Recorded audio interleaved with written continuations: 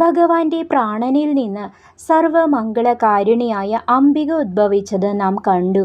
ഇനി 53-ാം ശ്ലോകത്തിൽ ഭഗവാന്റെ ശരീരത്തിൽ നിന്ന് ഭൂമിദേവിയുടെ ആവിർഭാവത്തെക്കുറിച്ചാണ് സൂത പൗരാണികൻ വിവരിക്കുന്നത്.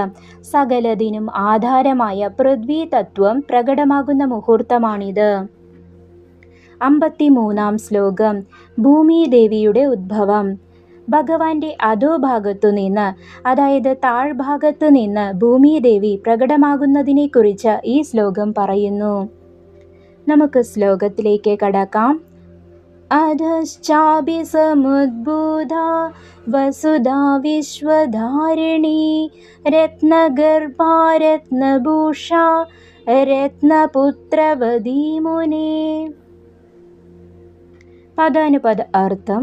അധഃ താഴെ നിന്ന്, ശരീരത്തിൻ്റെ താഴ്ഭാഗത്തു നിന്ന്, അഭി സമുദ്ഭൂത ആവിർഭവിച്ചു, വസുധ ഭൂമി, വിശ്വധാരിണി പ്രപഞ്ചത്തെ ധരിക്കുന്നവൾ താങ്ങുന്നവൾ, മുനേ ഹേ മുനേ, രത്നഗർഭ ഉള്ളിൽ രത്നങ്ങളുള്ളവൾ, രത്നഭൂഷ രത്നങ്ങളാൽ അലംകൃതയായവൾ, രത്നപുത്രവതി രത്നതുല്യരായ പുത്രന്മാരോട് ജീവജാലങ്ങളോടുകൂടിയവൾ. ഈ ശ്ലോകത്തിൻ്റെ സാരം. ഹേ മുനേ, ഭഗവാന്റെ താഴത്തെ ഭാഗത്തു നിന്ന് ലോകത്തെ മുഴുവൻ താങ്ങുന്ന വസുധ അഥവാ ഭൂമിദേവി ആവിർഭവിച്ചു. രത്നങ്ങളെ ഗർഭം ധരിച്ചവളും രത്നങ്ങളാൽ ശോഭിക്കുന്നവളും രത്നതുല്യരായ സന്താനങ്ങളോട് കൂടിയവളുമാണ് ആ ദേവി. ഗഹനമായ വിശദീകരണവും തത്വചിന്തയും. ഈ ശ്ലോകം ഭൂമിയുടെ പവിത്രതയെയും അത് ഭഗവാനിൽ നിന്നുള്ളതാണെന്ന സത്യത്തെയും വെളിപ്പെടുത്തുന്നു. ആധാരശക്തി. ഭഗവാന്റെ അധോഭാഗത്തു നിന്ന് ഭൂമി ഉദ്ഭവിച്ചു എന്ന് പറയുന്നത് ഈ പ്രപഞ്ചത്തിന് ഭഗവാൻ നൽകുന്ന ആധാരത്തെ, ബേസ് ഓർ സപ്പോർട്ട് സൂചിപ്പിക്കുന്നു. നാം നിൽക്കുന്ന ഭൂമി ഭഗവാന്റെ തന്നെ അംശമാണ്. Vasudha wealth giver.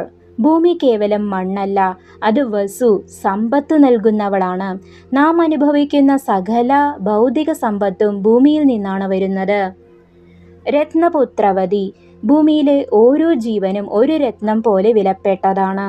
പ്രകൃതി തൻ്റെ സന്താനങ്ങളെ രത്നങ്ങളെ പോലെ കരുതി സംരക്ഷിക്കുന്നു എന്ന മഹത്തായ സന്ദേശം ഇതിലുണ്ട്. ഗുരുനാഥൻ്റെ ഉപദേശം. വത്സ, നാം ചവിട്ടി നിൽക്കുന്ന ഈ ഭൂമി ഭഗവാന്റെ ശരീരത്തിൻ്റെ ഭാഗമാണെന്ന് തിരിച്ചറിയുക. അതുകൊണ്ടാണ് നാം ഭൂമിയെ മാതാവ് എന്ന് വിളിക്കുന്നത്. ഭൂമിയോടുള്ള ആദരവ് ഭഗവാനോടുള്ള ആദരവ് തന്നെയാണ്. നിന്റെ ഉള്ളിലും ഈ ക്ഷമയും, അതായത് ഭൂമിയുടെ ഗുണം ക്ഷമ, മറ്റുള്ളവരെ താങ്ങാനുള്ള കഴിവും വളർത്തിയെടുക്കുക. ഭൂമിദേവി പ്രകടമായി. ഇനി 54-ാം ശ്ലോകത്തിൽ ഭഗവാന്റെ ജലാംശത്തിൽ നിന്ന് ആരൊക്കെയാണ് ഉദ്ഭവിച്ചത് എന്നും സൃഷ്ടിയുടെ അടുത്ത വിസ്മയം എന്താണെന്നും നമുക്ക് നോക്കാം. പരമാത്മാവായ കൃഷ്ണൻ്റെ ലീലകളും പ്രപഞ്ച സൃഷ്ടിയുടെ രഹസ്യങ്ങളും ഈ പുരാണത്തിലൂടെ നമുക്ക് വരും ദിവസങ്ങളിൽ കൂടുതൽ അറിയാം. ഇന്നത്തെ ഈ ഭാഗം നിങ്ങൾക്ക് ഇഷ്ടമായെങ്കിൽ ഇത് മറ്റുള്ളവരിലേക്കും പങ്കുവയ്ക്കുക. അടുത്ത ശ്ലോകങ്ങളുമായി നമുക്ക് വീണ്ടും കാണാം. നന്ദി, നമസ്കാരം.